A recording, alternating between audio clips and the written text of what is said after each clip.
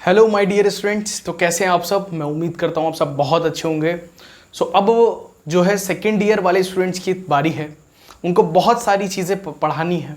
और अब जो ये मेरी इम्पॉर्टेंट टॉपिक्स की सीरीज चल रही है हर सब्जेक्ट की, ये अब सेकेंड ईयर वाले जो स्टूडेंट्स हैं हमारे मैकेनिकल के, उनके भी सारे सब्जेक्ट्स हम इसमें कवर करने वाले हैं।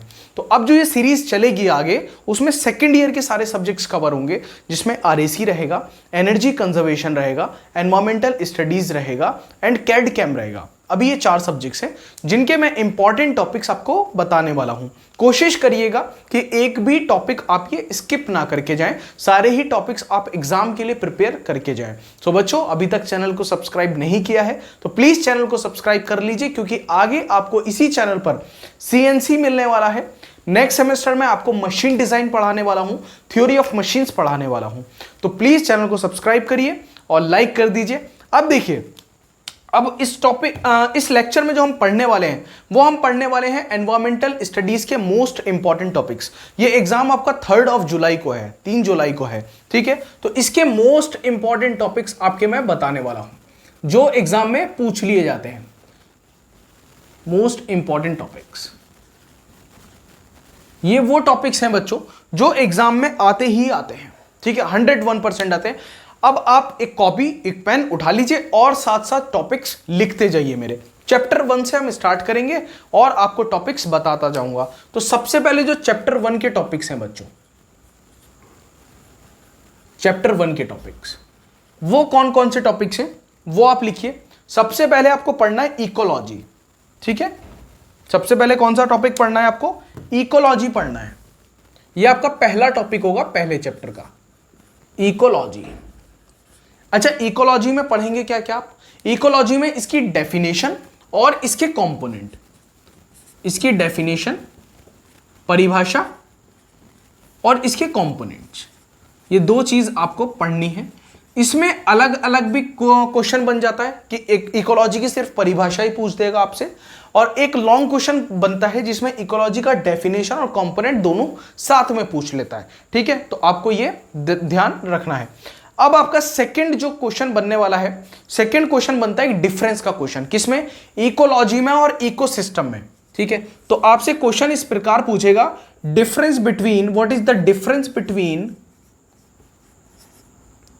Between ecology and ecosystem.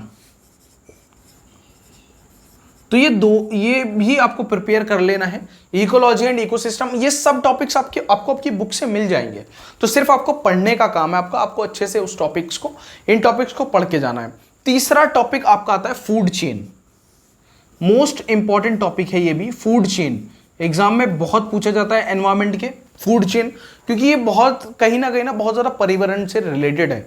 देखो, एनवायरमेंट जो स्टडीज ये आपका सब्जेक्ट है, ये सब्जेक्ट बेसिकली जनरल लाइफ से जुड़ा हुआ सब्जेक्ट है आपका। तो यानी कि अगर आपको बेसिक नॉलेज भी है तो आप इस सब्जेक्ट का कोई ना कोई आंसर बना के लिख सकते हैं, लेकिन उसको एग्जैक्ट लिखना जरूरी है। ऐसा नहीं आपने कोई भी कहानी लिख दी उठा करके, है ना, एक बार मैं जंगल में गया था, वहां पेड़ कट रहे थे और ये था और वो था, उसको आप सोच रहे हैं कि आप उसको डिफॉरेस्टेशन आपने डिस्क्राइब कर दिया, तो आपने कर दिया काफी हद तक, लेकिन एग्जैक्ट नहीं किया, तो आपको फुल मार्क्स उसके नहीं मिलेंगे, ठीक है। नेक्स्ट, अब इसमें फूड चेन में आपको क्या लिखना है? फूड चेन में आपको लिखना है इसकी डेफिनेशन, इसकी डेफिनेशन आपको देख लेनी है, परिभाषा और इसके टाइप्स, दोनों ही आपको बुक्स में मिल जाएंगे। इनके अलग अलग क्वेश्चन भी बनते हैं और एक क्वेश्चन भी बन जाता है। टाइप्स नहीं, सॉरी, एलिमेंट्स। टाइप्स नहीं, एलिमेंट्स के नाम से पूछेगा, तो एलिमेंट्स ही याद करना फूड चेन के, ठीक है। ये जो आपके चल रहे हैं सारे मोस्ट इंपॉर्टेंट टॉपिक्स हैं बच्चों, ठीक है। अब देखो, 3 टॉपिक आपके ये क्लियर हुए किसके? चैप्टर 1 के। अभी चैप्टर 1 के 2 टॉपिक और हैं हमारे, ठीक है। 2 टॉपिक कौन से? एक तो है बायोस्फीयर, बायोस्फीयर, ये मोस्ट इंपॉर्टेंट टॉपिक है बायोस्फीयर, और एक है इकोलॉजी। पांचवा टॉपिक है इकोलॉजी। इकोलॉजी, ये 5 टॉपिक जल्दी से लिखिए। इकोलॉजी वैसे मैंने ऊपर लिखवा दिया तो यहां पर जरूरत नहीं है लिखने की, ठीक है। 4 टॉपिक ही लिख लीजिए जल्दी से। इकोलॉजी, उसकी डेफिनेशन और कंपोनेंट्स, डिफरेंस इकोलॉजी में और इकोसिस्टम में, फूड चेन उसकी डेफिनेशन और एलिमेंट्स, और बायोस्फीयर। ठीक है, अब पांचवा टॉपिक आपको जल्दी से लिखवाता हूं मैं, फिर हम चैप्टर 1 को फिनिश करेंगे। पांचवा टॉपिक है आपका स्ट्रेटोस्फीयर। ठीक है, एक लेयर होती है ना,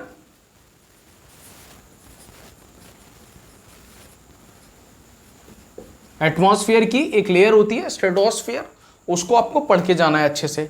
एक टॉपिक है आपका डिफॉरेस्टेशन,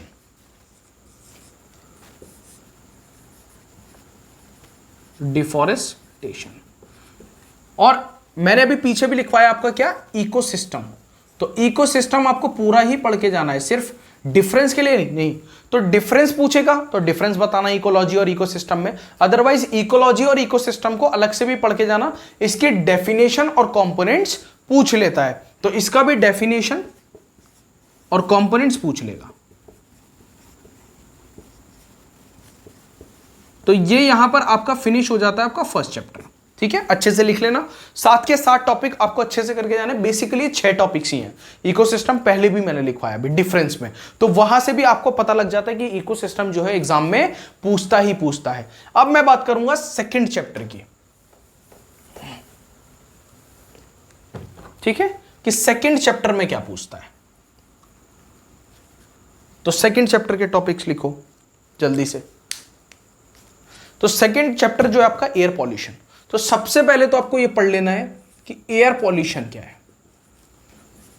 एयर पॉल्यूशन एग्जाम में पूछता है आपसे।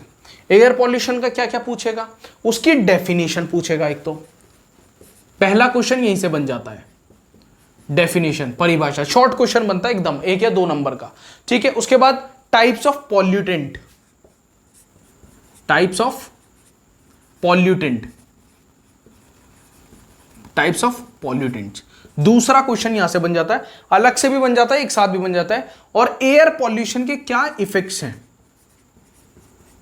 ये अलग से। तो ये 3 क्वेश्चन भी हैं और 1 क्वेश्चन भी है, यानी कि 3 अलग अलग भी पूछ सकता है और एक साथ भी पूछ सकता है सारी चीजें। तो लॉन्ग क्वेश्चन अगर पूछेगा तो एक साथ पूछेगा, अदरवाइज अलग अलग ही पूछता है ज्यादातर केसेस में।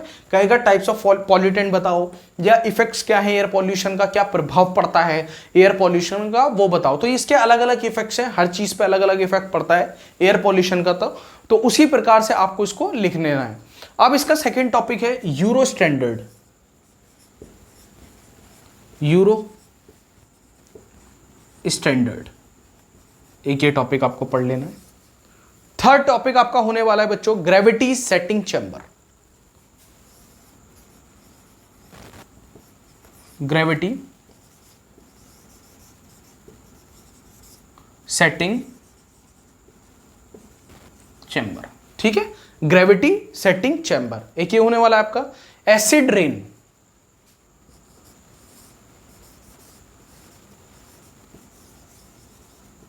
एसिड रेन एक ये टॉपिक हो गया आपका। और greenhouse gases last topic हो गया, 5th topic greenhouse gases. हर चैप्टर से 4 या 5 टॉपिक ही बताने वाला हूं जो मोस्ट इंपॉर्टेंट टॉपिक्स हैं। तो ये आपको पढ़ लेने हैं सेकंड चैप्टर से। ठीक है, चैप्टर 2 एयर पॉल्यूशन, उसकी डेफिनेशन, टाइप्स ऑफ पॉल्यूटेंट पूछ देता है, effects, euro standard, gravity setting chamber, acid rain और ग्रीन हाउस गैस। तो चैप्टर 2 आपका यहां पर फिनिश हो जाता है। अब बात करते हैं चैप्टर 3 की। चैप्टर 3 में कौन कौन से इंपॉर्टेंट टॉपिक्स हैं जो आपसे पूछ लिए जाते हैं। ठीक है, आइए चैप्टर 3 हम देखते हैं।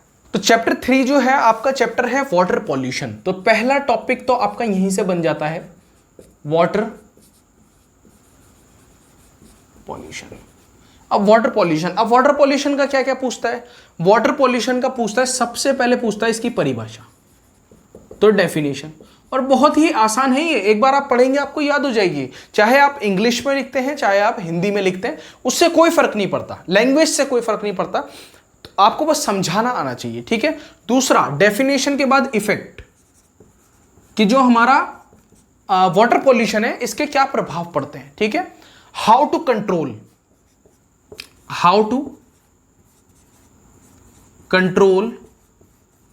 Water pollution. तो वाटर पॉल्यूशन को किस तरह से हम कंट्रोल कर सकते हैं ये भी पूछता है। ठीक है, और लास्ट टॉपिक पूछता है इसका डिसीजेस, कौन कौन सी बीमारियां हमारी वाटर पॉल्यूशन से होती है। तो ये 4 क्वेश्चन भी है और टॉपिक एक ही है, तो एक टॉपिक से 4 तरह के क्वेश्चन बनते हैं। पहला पूछ देगा वाटर पॉल्यूशन की परिभाषा बता दो, दूसरा उसके प्रभाव क्या है, उसको किस तरीके से नियंत्रित किया जा सकता है, और उससे कौन कौन सी बीमारियां पैदा होती हैं। ठीक है, तो ये वाटर पॉल्यूशन का एक टॉपिक आपका कवर हो जाता है और चैप्टर 3 से यही पूछता है, चैप्टर 3 से ये पूछता है। चैप्टर 3 आपका यहां पे फिनिश हो गया। अब बात करेंगे चैप्टर 4 की।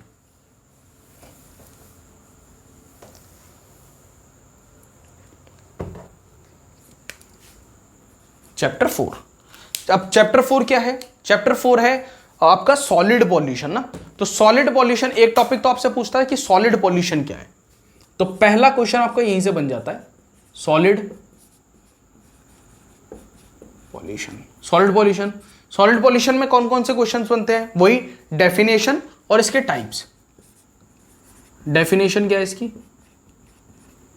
इसके प्रकार, टाइप्स। ठीक है, तो एक क्वेश्चन तो यहां से बन जाता है आपका। दूसरा, कलेक्शन सिस्टम क्या होता है? कलेक्शन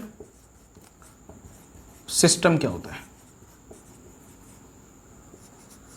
ठीक है, कलेक्शन सिस्टम क्या होता है। तीसरा, इंडस्ट्रियल वेस्ट क्या होता है?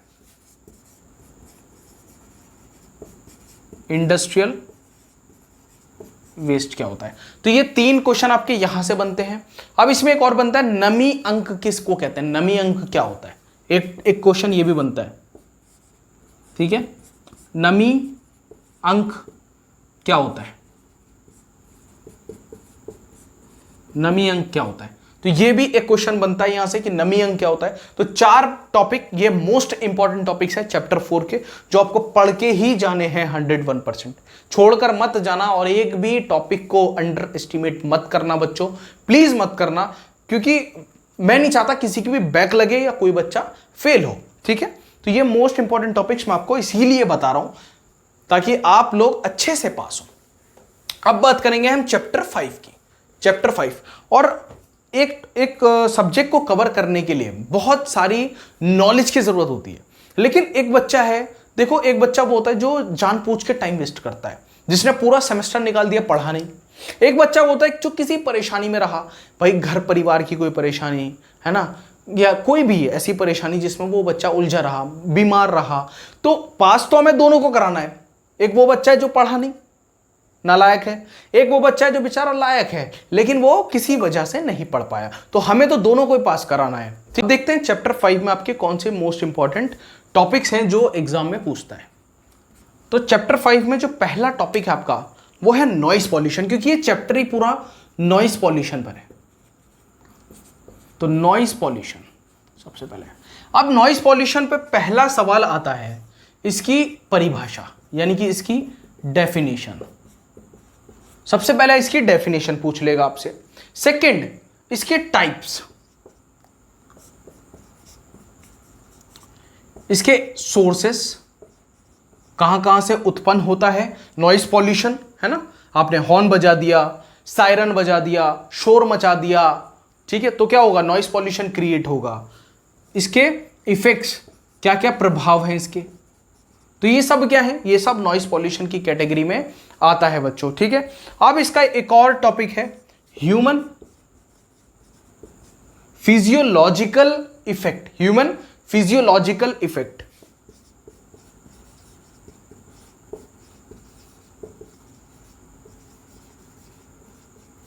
ह्यूमन फिजियोलॉजिकल इफेक्ट, ये भी चैप्टर 5 से पूछ लेता है। इतना चैप्टर 5 में पढ़ लीजिएगा, आपका काम हो जाएगा।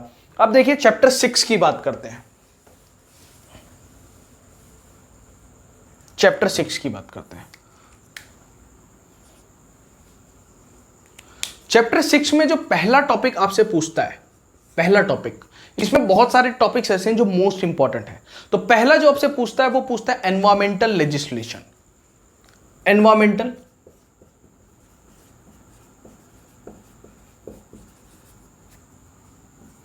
लेजिस्लेशन, ये पहला टॉपिक आपसे पूछ लेता है आपका चैप्टर 6 से। दूसरा पूछता है air pollution act, air pollution act 1981 and 1987, ठीक है, ये लिख लो तथा।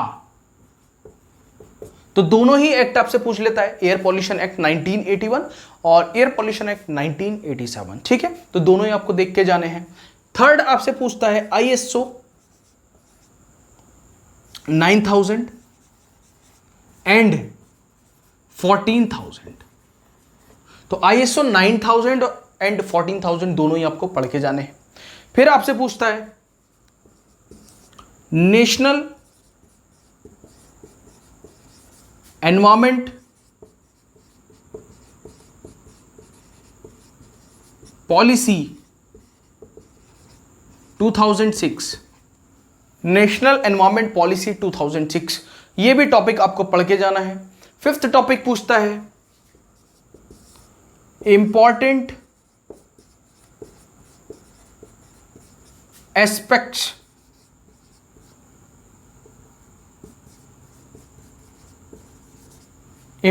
Aspects of environmental management, environmental management. और ये टॉपिक्स बच्चों ऐसे ही नहीं है कि एक किताब पढ़ी और ये टॉपिक्स आपको बता दिए, बहुत रिसर्च होती है इसके पीछे, तब जाकर के आपको बताया जाता है कि हाँ ये एग्जाम में पूछा जा सकता है, इसको पढ़कर जाना, ठीक है। तो इसको एक भी टॉपिक छोड़ करके मत जाना, इसलिए ठीक है, हल्के में मत लेना इसको। अब बात करेंगे चैप्टर 7 की, ठीक है, जो कि लास्ट चैप्टर है आपका एनवायरमेंटल स्टडीज का। इसमें आपको क्या क्या पढ़ना है, और जल्दी से ना स्ट्रेटेजी बना लेना अभी कि कैसे मुझे 2 दिन में ये सारे चैप्टर्स कवर करने हैं, ठीक है। आपके पास कल का दिन है, 2 तारीख का, मतलब एक ही दिन आपके पास पड़ रहा है, तो एक दिन में कैसे कर सकते हो, एक दिन एक रात अभी पूरी है। अब देखो चैप्टर 7 का जो पहला टॉपिक है वो है आपका ग्रीन हाउस इफेक्ट।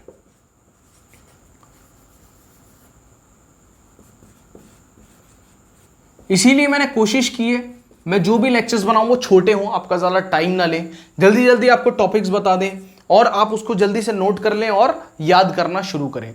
दूसरा टॉपिक है ग्लोबल वार्मिंग।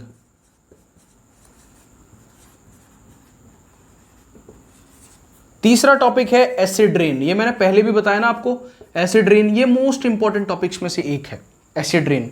फिर आता है आपका डिजास्टर मैनेजमेंट। फोर्थ टॉपिक कौन सा आता है, डिजास्टर मैनेजमेंट। तो डिजास्टर मैनेजमेंट भी आपका मोस्ट इंपॉर्टेंट टॉपिक है बच्चों, इसको पढ़ लेना अच्छे से। उसके बाद फिफ्थ टॉपिक आपका आता है रिसाइकलिंग ऑफ मटेरियल, ठीक है, रिसाइकलिंग ऑफ मटेरियल, ये तो ट्रेंडिंग टॉपिक है अभी का, रिसाइकलिंग ऑफ मटेरियल, मटेरियल को बार बार कैसे इस्तेमाल करें, तो ये क्या है, बड़ा ट्रेंडिंग टॉपिक है, ठीक है। उसके बाद satellite based communication system, satellite based communication system, ये चैप्टर 7 में आपको मिल जाएगा। तो ये 6 टॉपिक्स हैं जो कि चैप्टर 7 के, इनको भी अंडर एस्टिमेट मत करिएगा। सारे टॉपिक्स आपको बहुत अच्छे से पढ़ के जाने हैं और एग्जाम में बहुत अच्छे नंबर लाना। अभी तक चैनल को सब्सक्राइब नहीं किया तो कर दो, क्योंकि इसी चैनल पर आपको फ्री ऑफ कॉस्ट आपके नेक्स्ट सेमेस्टर के सब्जेक्ट्स भी मिलने वाले हैं, जैसे machine design, theory of machines, CNC, आपका RSC तो अभी इस बार था, मैंने कोशिश की, मैं नहीं मैनेज कर पाया, लेकिन आगे से ऐसा नहीं होगा, मैं पूरी कोशिश करूंगा, भले ही एक कोर्स पढ़ाऊंगा लेकिन कंप्लीट पढ़ाऊंगा, ये मेरी कमिटमेंट है आपसे, ठीक है। तो कहा सुना माफ़ कर देना, अच्छे से अपनी तैयारी करना, प्रिपरेशन करना, ठीक है। तो बच्चों मिलते हैं आपके नेक्स्ट लेक्चर में, तब तक के लिए सी यू, बाय बाय।